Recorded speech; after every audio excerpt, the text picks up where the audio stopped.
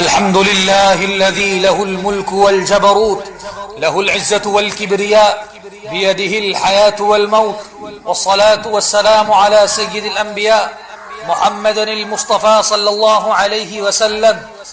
درد مندان اہل ایمان، آج ہم ایک ایسے دور میں کھڑے ہیں جہاں تاریخ کے صفحات پلٹ رہے ہیں، جہاں عالمی سیاست کے نقشے بدل رہے ہیں، جہاں طاقت کے ایوانوں میں فیصلے ہو رہے ہیں، جہاں ایک بڑی شخصیت کے دنیا سے رخصت ہونے کی خبر نے دلوں کو ہلا کر رکھ دیا ہے. لیکن سب سے پہلے ہمیں یاد رکھنا ہوگا کہ کل نفس ذائقۃ الموت، کہ ہر جان کو موت کا مزہ چکھنا ہے. یہ آیت ہمیں یاد دلاتی ہے کہ نہ اقتدار ہمیشہ رہتا ہے، نہ حکومتیں ہمیشہ رہتی ہے، نہ طاقت کے ایوان ہمیشہ رہتے ہیں، نہ عسکری قوتیں ہمیشہ رہتی ہے. رہتا ہے تو صرف اللہ کا نام باقی رہتا ہے، رہتا ہے تو صرف اللہ کی طاقت باقی رہتی ہے تو صرف اللہ کی حکومت باقی رہتی ہے. لیکن ہمیں یہ بھی یاد رکھنا ہے کہ جب کوئی مسلمان دنیا سے رخصت ہوتا ہے، اسلام ہمیں سب سے پہلے یہ سکھاتا ہے، نبی کریم علیہ الصلوۃ والسلام کا فرمان ہمیں یہ یاد دلاتا ہے کہ اللہم اغفر لہ وارحمہ. ہم کسی کے دلوں کا حال نہیں جانتے، ہم کسی کی نیتوں کے محافظ نہیں ہیں، ہم حساب کرنے والے نہیں ہیں، ہم تو بس دعا کرنے والے ہیں. قرآن ہمیں سکھاتا ہے تلک امۃ قد خلت لہا ما کسبت وَلَكُمْ مَا كَسَبْتُمْ، کہ وہ ایک امت تھی جو گزر گئی، اس کے لیے وہی ہے جو اس نے کمایا، اور تمہارے لیے وہ ہے جو تم کماؤ گے. اسلام شخصیت پرستی نہیں سکھاتا، اسلام مقصد کو یاد کراتا ہے، اسلام اعمال کی قدر کرنا سکھاتا ہے. اگر کسی نے اپنی قوم کے لیے جدوجہد کی، اگر کسی نے اپنے نظریے کے لیے لڑائی لڑی، اگر کسی نے اپنے نظریے کے لیے کھڑا ہونا سکھایا، تو ہم اس کے سیاسی اختلافات کے باوجود اس کی جدوجہد کو تاریخ کے آئینے میں دیکھ سکتے ہیں، اس کی محنتوں کو سراہ سکتے ہیں.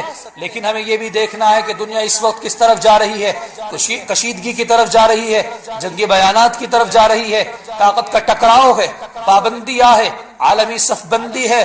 قرآن ہمیں خبردار کرتا ہے اور نبی کریم علیہ الصلوۃ والسلام کی پیشین گوئی ثابت ہو رہی ہے. اللہ تبارک و تعالی قرآن میں فرماتا ہے وَتِلْكَ الْأَيَّامُ نُدَاوِلُهَا بَيْنَ النَّاسِ، کہ ہم دنوں کو لوگوں کے درمیان بدلتے رہتے ہیں. آج ایک طاقت اوپر ہے، کل دوسری طاقت اوپر ہوگی. آج اگر امریکہ سپر پاور ہے، آج اگر اسرائیل سپر پاور ہے، اور اپنی طغیانی طاقتوں کی وجہ سے، اپنی شیطانی قوتوں کی وجہ سے وہ جبر اور ظلم و تشدد کو اپنا مقصد بنا چکے ہیں اور امت مسلمہ کے اوپر ظلم کے پہاڑ توڑ رہے ہیں، تو انہیں یاد رکھنا چاہیے کہ اللہ تبارک و تعالیٰ کا فرمان ہے وَتِلْكَ الْأَيَّامُ نُدَاوِلُهَا بَيْنَ النَّاسِ، کہ ہم لوگوں کے درمیان بدلتے رہتے ہیں. کل آپ کو نیچے آنا ہوگا، کل آپ کو نیست و نابود ہونا ہوگا، اور اللہ کے یہاں آپ کو اللہ کے دربار میں آپ کو حاضری دینی ہوگی، اللہ کو جواب دینا ہوگا. لیکن اس سے پہلے بھی ہمیں اپنا جائزہ لینا ہوگا کہ آج امت کہاں کھڑی ہے. کیا امت معیشت میں مضبوط ہے؟ کیا امت اتحاد میں مضبوط ہے؟ کیا امت اخلاق میں مضبوط ہے؟ رسول اللہ صلی اللہ علیہ وسلم نے فرمایا ہے کہ اے امت ایک جسم کے مانند ہے. اگر ایک امت کے کسی فرد کو زخم لگتا ہے، ایک امت کے کسی فرد کو چوٹ لگتی ہے، کسی کو شہید کیا جاتا ہے، گویا تمام امت کو زخم لگتا ہے، تمام امت کو درد ہوتا ہے، اور پوری امت کا جیسا دن واحد ہے، ایک جسم کی مانند ہے. اگر آج ہمارے درمیان علی الخمینائی نہیں ہے، آج ایران کی سپریم لیڈر ہمارے درمیان موجود نہیں ہے، یقیناً ہم اس بات کو کہتے ہیں کہ وہ ہمارے کلمہ گو شریک بھائی تھے، وہ ہمارے بھائی تھے. ان کی محنتوں کو یاد رکھا جائے گا، ان کی عظیم قربانیوں کو یاد رکھا جائے گا، اور امت کے درمیان ان کو اس طور پر یاد رکھا جائے گا کہ ساری دنیا نے، ساری قوتوں نے، ساری طاقتوں نے ان کو جھکانے کی کوشش کی، لیکن وہ مرد مجاہد ڈٹا رہا، کھڑا رہا، چاہے اپنے اقتدار کی خاطر ہی صحیح، لیکن وہ کھڑا رہا. امریکہ اور اسرائیل کے سامنے اپنے گھٹنے نہیں ٹیکے، اپنی ناک کو نہیں رگڑا، اور ان تمام قوتوں کو، ان تمام باطلوں کو یہ پیغام دیتا رہا کہ وَلَا تَهِنُوا وَلَا تَحْزَنُوا وَأَنْتُمُ الْأَعْلَوْنَ إِن كُنتُم مُؤْمِنِينَ، کہ تم ہی سربلند رہو گے اگر تم ایمان پر چلنے والے ہو.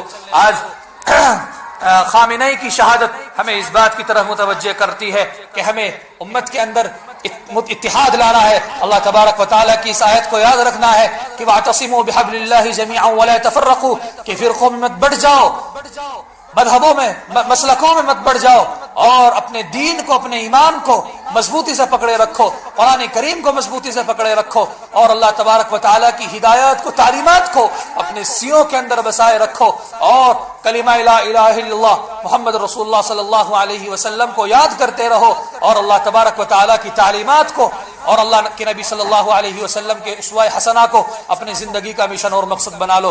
انشاءاللہ دنیا کے اندر تم ہی سربلند رہو گے۔ اللہ تبارک و تعالیٰ سے دعا ہے کہ اللہ تبارک و تعالیٰ علی الخمینی رحمۃ اللہ علیہ کی عظیم قربانیوں کو قبول فرمائے، اور ان کو جنت کے اندر اعلیٰ سے اعلیٰ درجہ نصیب فرمائے، اور اہل بیت کی جو محبت ان کے دل کے اندر موجود تھی، اللہ تبارک و تعالیٰ اس محبت کے بدلے ان کو عظیم انعامات سے نوازے۔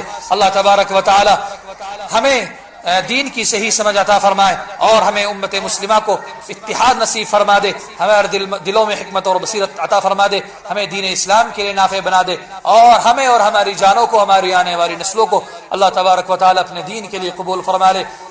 وآخر دعوانا الحمد للہ رب العالمین۔